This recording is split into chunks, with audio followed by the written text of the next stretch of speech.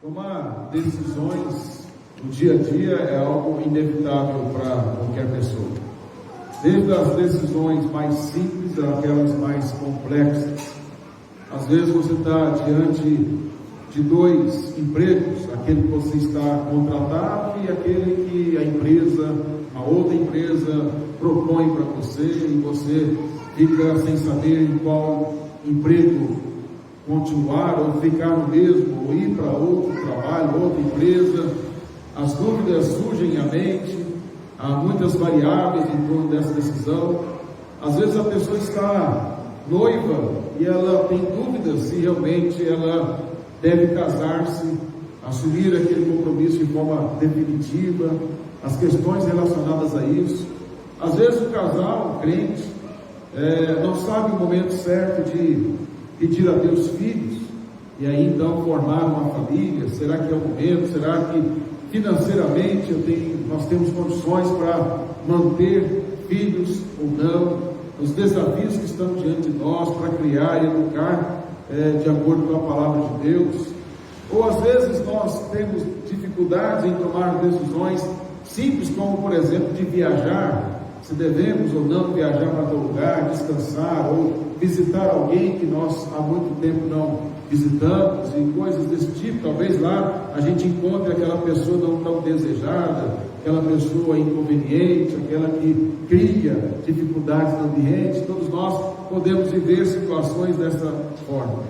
O fato é que, dando esses exemplos bem simples, mostrando a você que nós temos que tomar decisões, e elas são inevitáveis, e essas aqui são simples em certo sentido, não são tão complexas assim. Há outras que poderíamos aqui citar, que são complexas, que envolvem diretamente a nossa vida em vários e vários sentidos. Mas quando nós temos que tomar decisões em meio a provações, em meio às aflições, em meio às tribulações, realmente se torna muito mais difícil tomar decisões sábias, decisões corretas. E é nesse contexto que Tiago fala sobre tomar decisões. Mas antes de falar sobre isso, temos que entender um pouquinho a carta, bem rapidamente. Quando nós olhamos para essa carta, Tiago, quem é esse Tiago aqui? Esse Tiago provavelmente era irmão de Jesus. Ele, antes de Cristo ressuscitar, ele não havia crido em Cristo como Messias. Mas depois que Jesus ressuscitou, ele creu no Evangelho, se arrependeu e tornou-se pastor em Jerusalém. Lá em Jerusalém que é citado a sua importante participação naquele concílio que houve lá em Atos capítulo 15, que discutiu sobre se os gentios deveriam ser circuncidados ou não. E Tiago teve uma palavra muito profunda e determinante naquela discussão. Ele também é citado por Paulo em Gálatas capítulo 2, verso 12, ao falar ali sobre a atitude de Pedro, quando Paulo diz que o repreendeu na cara por se comportar de uma maneira com os gentios e se comportar com os da circuncisão que estavam ali com Tiago. Então, Tiago teve uma participação fundamental na igreja primitiva.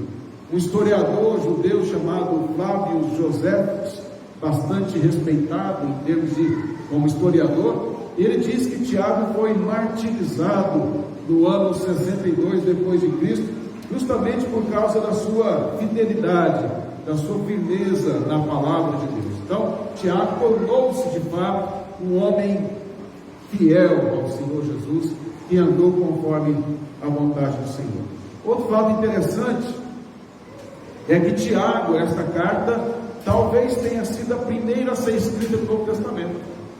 É a mais antiga de todos os demais escritos do Novo Testamento. Normalmente nós pensamos que é Mateus, né, porque é o primeiro lá, mas não tem nada a ver com cronologia em termos de data da escrita. Tiago é talvez o mais antigo dentre todos os escritos do Novo Testamento. E faz sentido quando a gente observa que ele cita lá no capítulo 2, verso 2, sobre sinagoga. Ele fala de crentes entrando na sinagoga, algo estranho, porque a igreja se reunia nas casas. Mas no início a igreja se reunia, os judeus convertidos se reuniam em sinagogas. Paulo mesmo ia evangelizar em sinagogas, mas nós vemos que essa fala dele aqui, com respeito daquele que entra, aquele rico que entra na sinagoga e coloca ele no lugar de destaque e deixa aquele que é mais pobre em qualquer lugar, ele fala de uma reunião de crentes judeus dentro da sinagoga, o que demonstra que esta carta está tratando de questões bem no início ali do cristianismo. Agora, quando nós olhamos para esta carta, também é importante pensarmos para quem Tiago escreveu, qual é o seu público, quem eram os seus leitores. Você olhar o capítulo 1 aí, verso 1, ele fala: Tiago, servo de Deus e do Senhor Jesus Cristo, as 12 tribos que se encontram na dispersão, saudações. Então aqui ele escreve as 12 tribos. É uma maneira que naquele momento histórico se falava da igreja ali, dos judeus convertidos. Então os leitores de Tiago não eram gentios, não eram pessoas de outras nações, eram judeus convertidos. É bem no início da igreja mesmo, lá em Jerusalém. Ele era pastor de onde? De Jerusalém. Então ele está ali diante desse início da igreja. Agora ele diz que estes estavam dispersos, e aí existem duas possibilidades. A primeira possibilidade é quando Estevão foi martirizado, lá em Atos 7. E aí nós vemos lá em Atos que Lucas diz que muitos crentes foram espalhados pela Judéia e pela Samaria. Então aqueles judeus convertidos lá em Jerusalém foram espalhados, muitos deles, e foram pregar o evangelho em outros lugares. Mas também há uma outra possibilidade, e esta talvez seja mais provável. É quando está lá em Atos 12, falando sobre um outro Tiago, aquele apóstolo que foi martirizado diante da perseguição feita por Herodes, Agripa. Então é possível que é nesse momento de maior perseguição, em que houve dispersão dos crentes judeus, é que Tiago escreve esta importante carta. É por isso que ele faz 40 alusões ao Antigo Testamento nessa carta. 40 citações indiretas e diretas do Antigo Testamento. E ele faz 20 citações do Sermão do Monte que Jesus proferiu, lá em Mateus capítulo 5 ao capítulo 7. Então, é um livro, é uma carta extremamente prática, onde ele vai mostrar realmente como nós devemos viver como cristãos diante de perseguições, diante de aflições, diante de lutas que nos afligem e nos fazem pensar às vezes incorretamente. Vamos ver então o verso 5.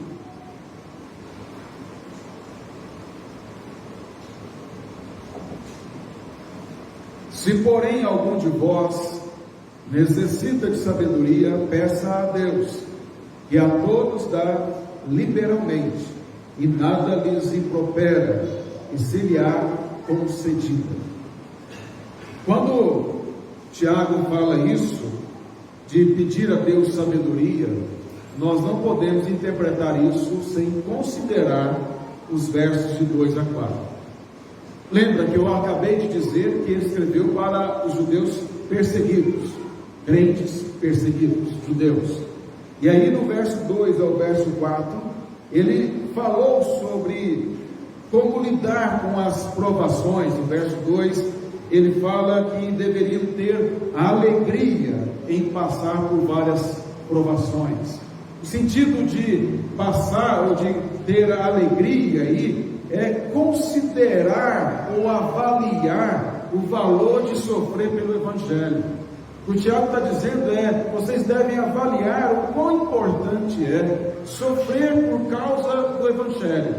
Depois no verso 3, ele fala que essa provação, e a palavra provação você pode trocar por teste, Deus testando o crente com as dificuldades. Então ele fala que esta provação da fé, ela ao ser confirmada, leva o crente a uma perseverança, leva o crente à maturidade. E o verso 4 ele amplia isso ao dizer aí que a perseverança tem uma ação completa e para que seja perfeito e íntegro. Essa ideia de perfeito não é perfeição, como nós podemos entender como algo que não tem nenhum defeito, mas a palavra perfeito aqui é o sentido de maturidade. Então ele está dizendo, se você considerar a provação que Deus faz, ou permite você passar os testes da sua fé, você vai se tornar melhor, você vai se tornar mais maduro na fé, você vai ter resistência. Então não há outro caminho para o crente ter perseverança, ter resistência, ter maturidade, a não ser passando por estas coisas. É lógico que a maturidade também ocorre primeiramente pela meditação da palavra de Deus e a aplicação dela à vida, mas as aflições é a escola do Espírito, o deserto é a escola do Espírito Santo, em que ele nos ensina o quanto nós precisamos depender dele. Mas diante disso, verso 5, ele fala da sabedoria. Então veja que não posso desconectar sabedoria aí no verso 5 com as provações que ele falou antes. E é assim que nós devemos olhar. Então ele não está falando aqui de pedir a Deus sabedoria para coisas que não tem nenhum valor em si, mas ele está falando de pedir sabedoria a Deus em meio a pressões por causa do nosso testemunho. Então vejamos aí o verso 5 na primeira parte. Se porém algum de vós necessita de sabedoria, peça a Deus. Quando ele fala, se porém algum de vós necessita de sabedoria, ele não está trabalhando sobre a hipótese de que algum cristão não precise de sabedoria. Isso não é uma colocação desse sentido. Ele está dizendo que todos nós necessitamos de sabedoria. Aliás, quando ele fala peça, é uma ordem, é um mandamento, nós devemos pedir a Deus sabedoria. Então, quando ele coloca isso, ele não está colocando como que tivesse alguns crentes que são tão fortes e tão sábios que eles não precisam pedir a Deus sabedoria. Não, todos nós precisamos. Aliás, o crente forte é aquele que se acha fraco, é aquele que se humilha perante Deus. O que se acha forte, sábio, bom, é o contrário disso perante Deus. E aí então ele diz que nós devemos pedir sabedoria. Mas o que é sabedoria? Lembra que, mais uma vez, a importância que ele está falando para judeus convertidos. Ele não está falando para gregos, para gentios convertidos. Para os gregos, sabedoria é outra coisa. Sabedoria é mais conceitual, de ficar filosofando sobre a vida. É algo que não é prático, é algo teórico, é algo que não traz muita mudança na prática. É mais de conceitos, que são importantes, mas não é a sabedoria da Escritura. A sabedoria para a Escritura é o que está em Provérbios, é aquela que clama nas ruas, nas praças, aquela sabedoria personificada que aponta para Cristo. A sabedoria de Deus é Cristo. Então, quando ele fala de sabedoria aqui, é no sentido bíblico, que é prático, é algo que tem a ver com o seu dia a dia, não é algo para você esbanjar conhecimento, mas é algo que tem a ver com mudança de caráter, de compromisso, de estilo de vida, de visão de mundo. Esse é o conceito da palavra de Deus acerca de sabedoria. E aí ele diz que nós devemos pedir, de acordo com a necessidade, pedir a Deus sabedoria. Esse verbo peça, aí do verso 5, é um verbo que é usado também no contexto em que Jesus falou do Pai Nosso. Lá em Mateus, quando Jesus fala sobre a oração, ele diz: e orando não useis de vãs repetições como os gentios, porque presumem que pelo seu muito falar serão ouvidos. Não vos assemelheis a eles, porque Deus, o vosso Pai, sabe o que tendes necessidade, antes que lhe peçais. Mateus 6, 7 e 8. Isso aí Jesus vai ensinar o modelo de oração que é o Pai Nosso. Mas ele fala que o Senhor sabe a nossa necessidade antes que peçamos. Ele não está dizendo que não devemos pedir, ele está dizendo que não devemos fazer vãs repetições para Deus, como fazem as seitas religiosas. Devemos expressar a Deus as nossas necessidades. É o mesmo verbo usado por Tiago. É por isso que eu citei no início que Tiago se baseou muito no Sermão do Monte. E ele aqui usa o mesmo termo utilizado pelo Senhor Jesus. Quando nós olhamos para o Pai Nosso, o modelo de oração dado por Cristo, que não é uma reza, não é para ficar sendo repetida, mas é para você entender os princípios normativos da palavra de Deus acerca da oração, as diretrizes acerca de como orar. Então, naquela oração do Pai Nosso, ele nos mostra que nós devemos entender que nas nossas orações devemos expressar que Deus deve fazer a sua vontade no céu e na terra. Devemos expressar a Deus que nós desejamos o seu reino. Devemos expressar a Deus que nosso pão de cada dia vem dele e que ele deve nos perdoar conforme nós temos perdoado aqueles que nos ofendem. Ou seja, esse pedido a Deus tem um contexto e tem um conteúdo muito profundo. Diante disso, Tiago nos fala que nós devemos pedir desta forma a sabedoria. E qual é o resultado? Que a todos dá liberalmente, e nada lhes impropera, será concedida. Tiago fala que ao pedirmos a Deus sabedoria, Ele vai dar sabedoria. Não há dúvida disso. Mas lembrem que esse pedido por sabedoria, para tomar decisões nesse contexto, é diante de perseguições, de aflições. E quando nós estamos passando por dificuldades na vida, por conta da nossa fé, as emoções tendem a dominar a nossa razão. E a gente não pensa muito adequadamente. Quando eu vou aconselhar alguém que está passando por grande provação, eu geralmente digo: eu estou fora do seu furacão. Eu não estou no olho do furacão com você. Então eu consigo enxergar melhor as coisas para te ajudar do que você que está no olho do furacão. Quando o furacão nós estamos no meio do furacão, está tudo bagunçado. Lembra aqueles filmes que mostram os tornados, até vaca voando, trator voando, casa voando?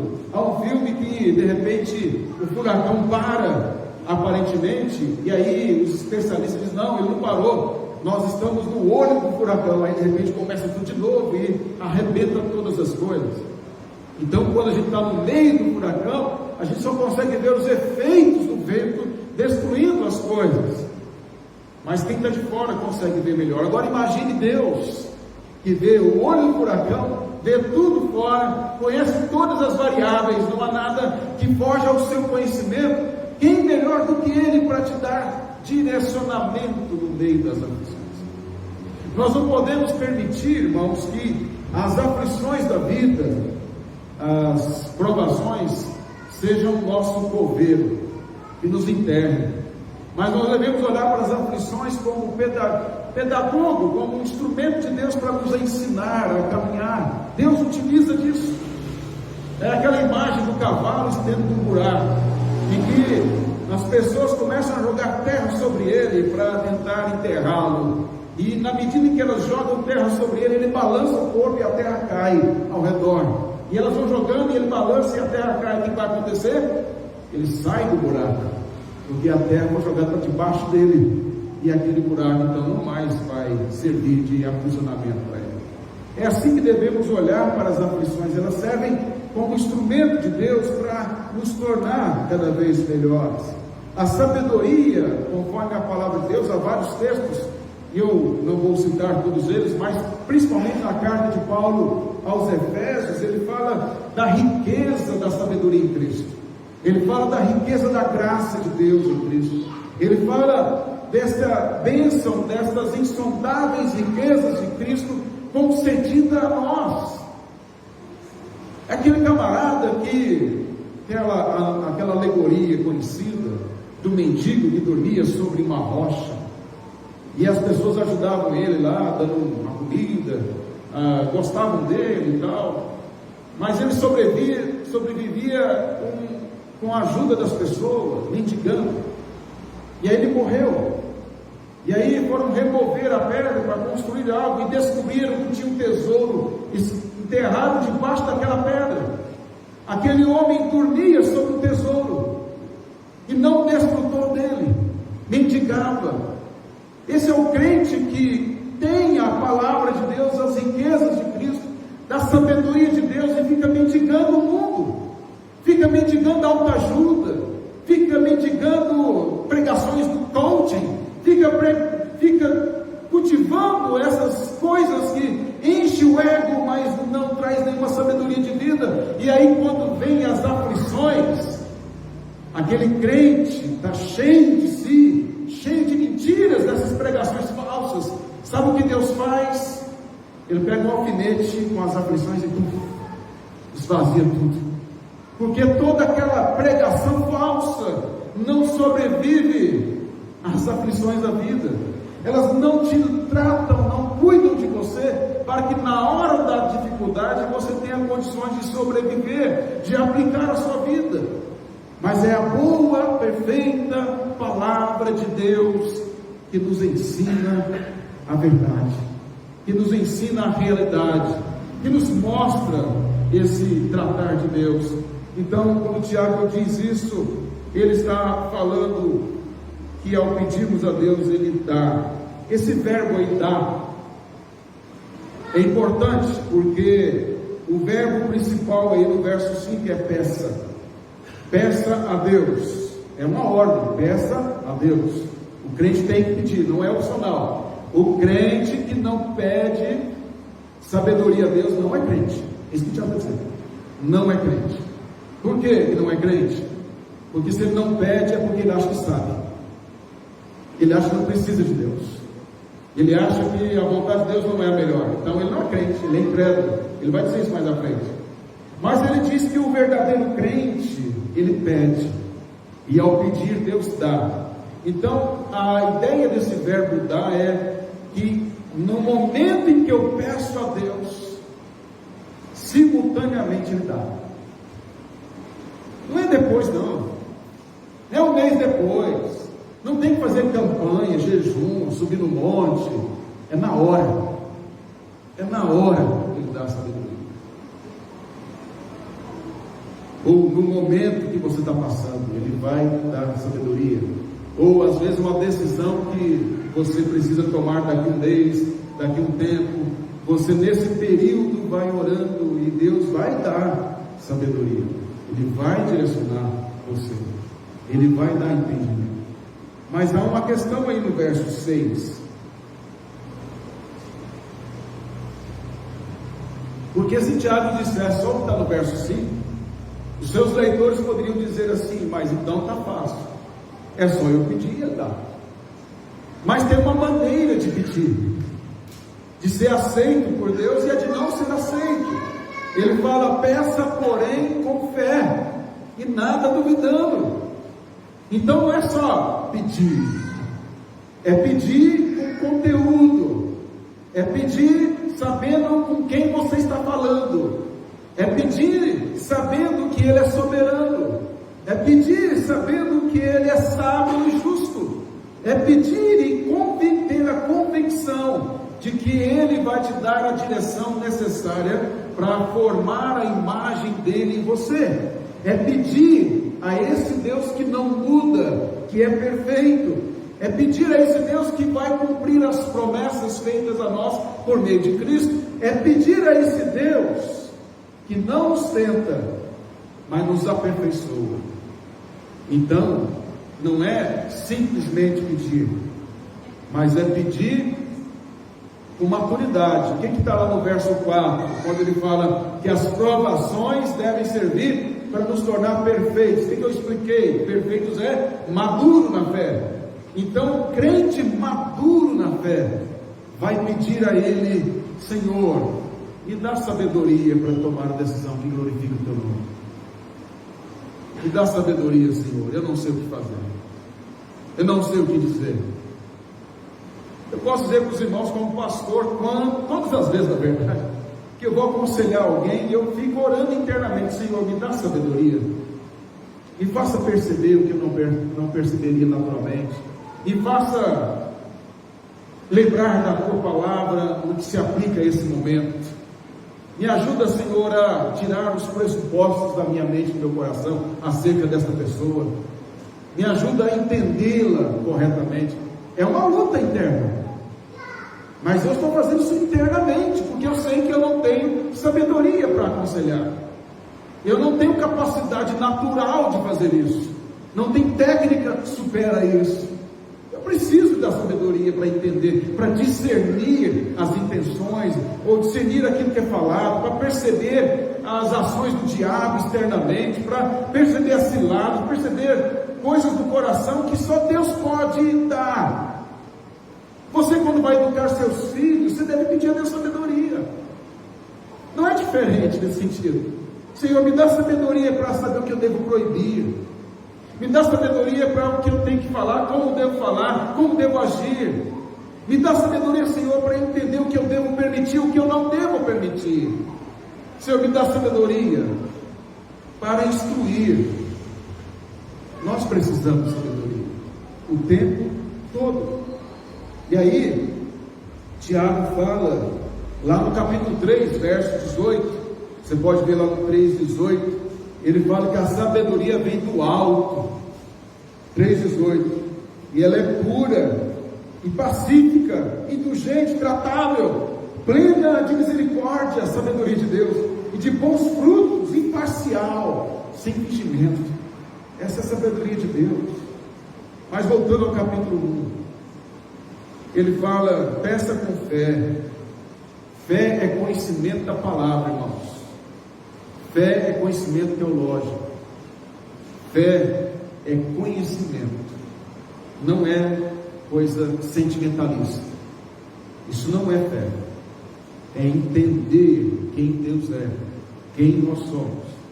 Ele fala, peça com fé, em nada duvidando. A dúvida é pecado. Porque se a palavra diz que é assim e eu duvido, o que eu estou fazendo? Sendo incrédulo. Eu não estou acreditando que Deus é capaz de me dar sabedoria. Eu não estou acreditando que Deus é poderoso para me dar entendimento. Eu não acredito que Deus governa os meus caminhos.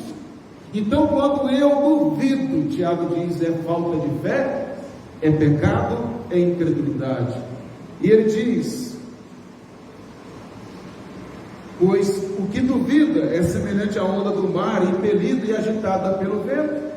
Ele faz uma alegoria mostrando que o que duvida nesse momento de pedir a Deus sabedoria é como a onda do mar. O que a onda do mar faz?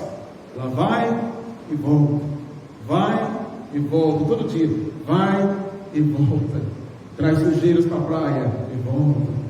Assim é o que duvida, ele não sabe onde fica, vai e volta, vai. Uma vez eu falei para uma pessoa, aconselhando uma pessoa em Goiânia, eu disse, somente é um mar em fúria. Meu irmão, somente é um mar em fúria. Na hora eu tive aquela imagem daqueles filmes lá dos navios, no meio daquele mar em fúria, a onda batendo. É tudo confuso na sua cabeça. Não tem sentido, está no mar em fúria. É o que Tiago está dizendo, esse que duvida é assim, é um mar em fúria, é uma onda que vai e volta.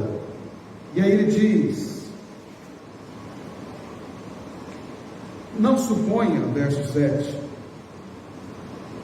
que esse homem alcançará do Senhor alguma coisa. Quando ele fala disso, ele está afirmando, como está lá, olha o capítulo 4, verso 4. 4, verso 4.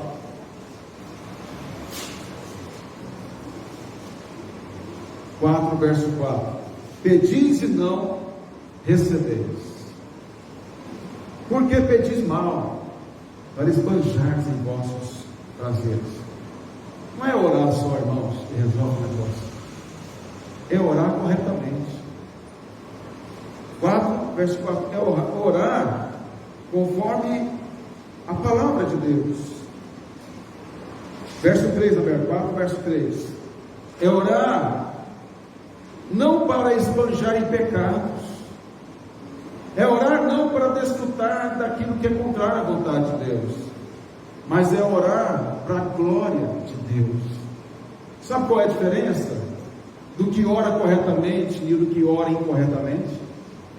O que ora incorretamente diz, Senhor, eu quero saber a tua vontade, mas não é verdadeiro que quer saber mesmo, porque eu quero ser feliz, eu quero o que é melhor para mim, eu quero realizar os meus sonhos.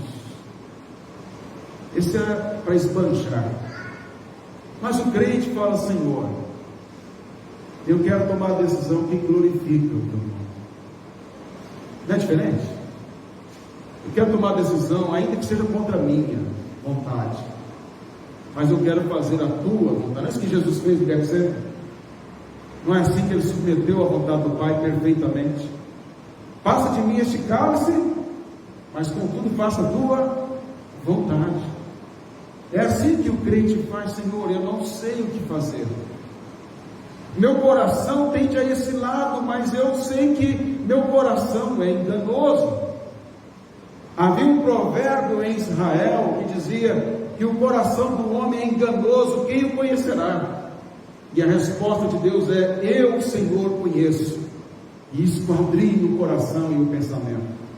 Não há nada no nosso coração que não seja conhecido por Ele. Não há intenções em nós que Ele não saiba. Não há nada em nós que o escandalize. Mas nós, ao orarmos, nós não vamos mudar a vontade dEle, mas vamos submeter a sua vontade. É o nosso coração se conformando a Ele. Então, Senhor, me dá sabedoria para que eu faça a tua vontade, não a minha. E aí, Tiago fala do homem de ânimo dobre, verso 8. Ele diz no verso 7 que não adianta você orar com o coração pecaminoso, Deus não vai atender a sua oração. Verso 8 ele diz: homem de ânimo dobre. Quem é esse que é como a onda? É um homem de ânimo dobre. O que é um homem de ânimo dobre? Um homem de ânimo dobre é como se tivesse duas almas. Melhor, é um homem como se tivesse dois rostos. Um rosto para a esquerda, um rosto para a direita. E o coração puxa para um lado e puxa para o outro. Então é um homem que não sabe que caminho trilhar. É como a palha que o vento dispersa, no Salmo 1. Vai de acordo com o momento, com o vento. É uma pessoa inconstante. É uma pessoa indecisa. É uma pessoa movida pelo mundo. É uma pessoa movida pela sua vontade carnal. É uma pessoa movida pela ganância, pela avareza, pelo desejo pessoal. É uma pessoa que não está construindo a sua casa sobre a rocha. É uma pessoa que está construindo a casa sobre a areia. Transborda os rios, sopra os ventos e a sua casa vai cair. Porque ela não sobrevive às intempéries da vida. Ela não sobrevive às lutas da vida. Mas quando ela ouve a palavra e a pratica, ela constrói sobre a rocha. E podem vir as lutas maiores que forem, como esses crentes estão enfrentando, porque ele vai continuar firme, Deus vai dar sabedoria. Mas o homem de ânimo dobre é o homem que, ao mesmo tempo que declara que ama o Senhor, ama o mundo. E Tiago condena esse, aquele que Jesus falou no Sermão do Monte, que ninguém pode servir a dois senhores, ou há de amar um ou odiar ao outro. Não há como servir a Deus e às riquezas. E aí, Tiago diz que esse não vai receber do Senhor a sabedoria. Os puritanos tinham uma maneira, caminhando no final, que eu aplico a minha vida sempre. Para mim, quando eu ouvi isso, e sempre eu digo para as pessoas isso, e é uma fórmula bíblica e teológica para saber a vontade de Deus. Os puritanos americanos diziam o seguinte: primeiro, o que eu vou decidir, a Escritura aprova. Primeira coisa, se a Escritura não aprova, não adianta você orar de cabeça para baixo, não adianta espernear, não, Deus não vai abençoar, não adianta, dá burro em ponta de faca. Primeira coisa, a Escritura me fala o que sobre isso? Às vezes a Escritura não fala nada especificamente sobre aquele ponto que você quer decidir, mas ela dá diretrizes gerais. Segunda coisa que eles falavam, unido à primeira, a providência de Deus demonstra que é isso. Deus tem levantado pessoas para falar isso. Há uma necessidade real. As coisas apontam para isso. Eu estou percebendo que realmente é isso. Deus está providenciando as coisas assim. Terceira e última coisa, mas as três juntas, tá? As três juntas. Tenho paz no coração. Escritura, providência e paz no coração. É infalível isso. Por que é infalível? Porque é bíblico. É infalível. Tem coisas que você pode, tem coisas que você quer fazer que não é ruim, mas é ruim para você fazer, para outro não. E Deus não dá paz. Você usa argumentos na consciência para justificar, mas lá no fundo você sabe, como o tribunal, aí consciência do tribunal, você sabe que está errado.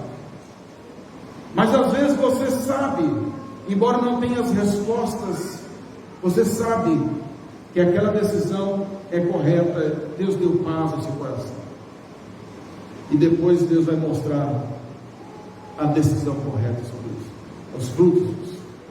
Aplicando, irmãos, nossa mensagem.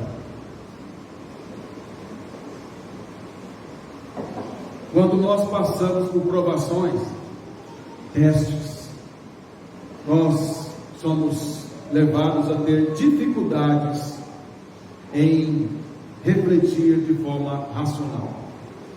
As emoções tendem a nos dominar. Todo tipo de emoção vira uma confusão, uma dificuldade muito grande. E aí nós precisamos, diante de Deus, acalmar as ondas do coração. Senhor, me dá paz, me dá sabedoria, Senhor, me dá direção, e crer que Deus dará. Deus levantará alguém, Deus mostrará através da providência, Deus te fará lembrar de algum texto, Deus te dará uma convicção interna sobre alguma coisa. A pergunta que devemos fazer, irmãos, ao tomar decisões, não é: isso vai me fazer feliz? Não é essa a pergunta. Essa pergunta é de ímpios. Mas a pergunta é: isso glorifica a Deus? Porque se eu glorificar a Deus, eu serei feliz. Mas se eu glorificar o meu eu vou ter felicidade temporária, mas não vai continuar a alegria do meu coração. Quando nós pedimos a Deus sabedoria, temos que lembrar que Ele sabe o que está no nosso coração. Ele sonda, Ele nos conhece. E as intenções do nosso coração são pesadas perante Ele. Por isso, abre o coração para Ele, porque Ele já sabe disso. Senhor, meu coração tende a querer coisa errada. Meu coração, Senhor, está querendo o que não te agrada. Me ajuda, Senhor, a lutar contra o meu coração. Deus não abençoa pessoa de duas caras, ânimo dobro, que vai para um lado e vai para o outro. Não tem favor do Senhor, isso é ímpio. Deus não aceita mais ou menos. Deus é ciumento. Ele só quer exclusividade. Ele só quer adoração a Ele. Ciumento no sentido correto. Ele é zeloso. Ele não aceita ser traído. Se você tem que tomar decisão hoje, pensa o que a Escritura diz sobre isso. Se a sua questão, a Bíblia já responde, você não precisa nem de orar pedindo a direção, a Bíblia já dá. Você pede só graça de Deus para obedecer. É só isso: Senhor, me dá força para te obedecer. Não tem nem que pedir para Deus, já deu, já está a sua palavra. Mas se a Escritura não fala nada especificamente sobre a questão, dá só direções gerais. Peça a Deus paz no coração. Peça a Deus que mostre pela sua providência o que você deve fazer. E eu termino com a letra de um cântico muito bonito que fala: não tenha sobre ti um só cuidado, qualquer que seja, pois somente um seria muito para ti. É meu, somente meu, todo o trabalho, e o teu trabalho, olha que lindo, teu trabalho é descansar em mim. É meu, Deus dizendo a nós, somente meu, todo o trabalho, e o teu trabalho é descansar em mim. Não temas quando enfim tiveres que tomar decisão. Entrega tudo a mim, confia de todo o coração. Que Deus assim nos abençoe.